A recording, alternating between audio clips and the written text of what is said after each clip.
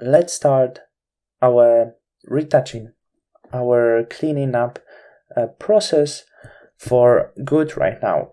So as I mentioned to you already, the best way for me is cleaning up the skin using a hard-edged brush, and that's it. Of course, current below, and I'm trying to do this as fast as possible because what's really important, I realized that after a time, whether you retouch for yourself or your customer, it's very important to do retouch fast, because no one is going to pay you for the time spent on the image. You getting paid by the job done, so you want to learn how to retouch quickly.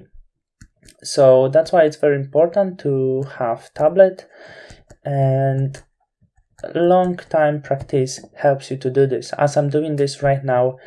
And I believe you can say that I'm trying to not waste the time. And there is few different things I would like to mention about the skin cleaning up, and this is switching between modes that we have over here for healing brush. Very often I'm doing job in the normal mode, and this is just enough. It's not distractive if you will be using this right and carefully, though sometimes for the certain things, when we get in closer to the edges, it might be really distractive.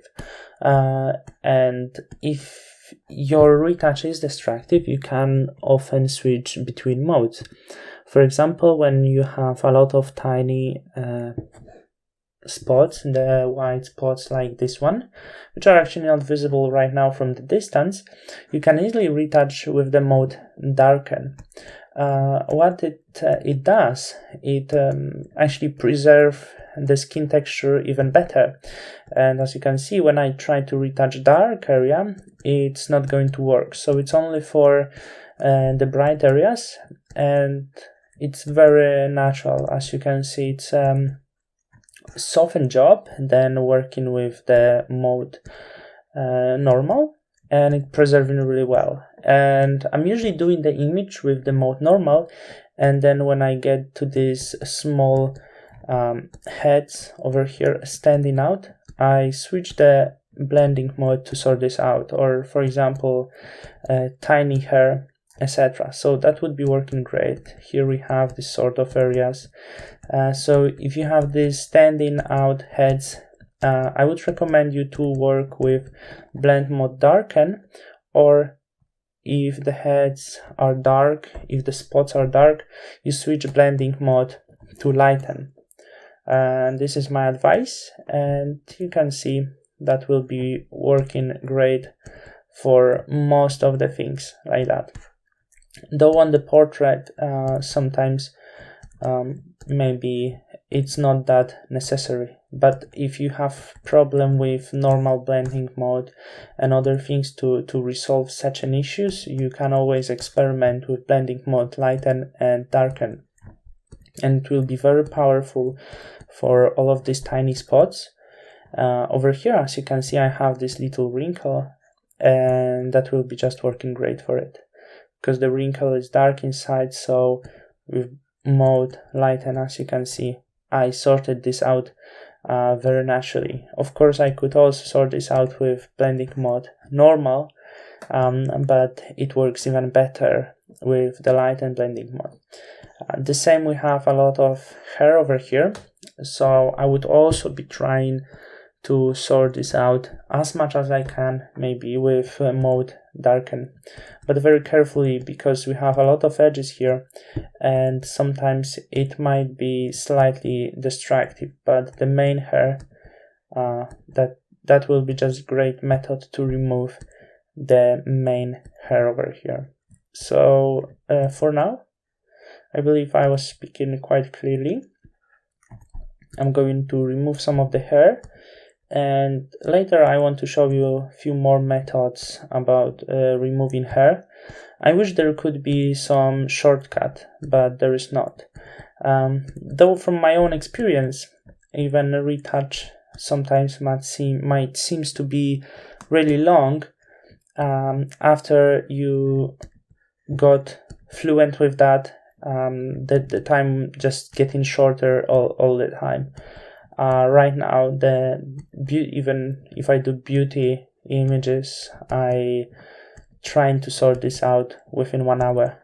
The main thing is staying focused and doing your retouch just on point, not trying to overdo this, but going with the feeling. When you finish, the image is finished. Remember, one thing that is often said by many, less is more. And also with this sentence, I will be retouching this image. I'm going to keep these 2 moles over here and keep her natural look. These are not spots, as you can see. We actually removed already quite many spots. Here, as you can see, I could use blending mode lighten, but I really think for this image I can just clean up the image with normal blending mode. Here we have some bigger issues, so I'm not sure if that will be so easy, but I can do this. And here, as you can see, I'm very close to the edge, so this is the great time to switch into clone stamp. And as you can see, I'm going with the hardness down to 0, and with soft brush I'm trying to paint over here. So yes, I'm destroying texture. Even here you can see I have some of the rough skin. I don't see problem. Many people just over panic with the skin texture, where you have some of the hard skin texture.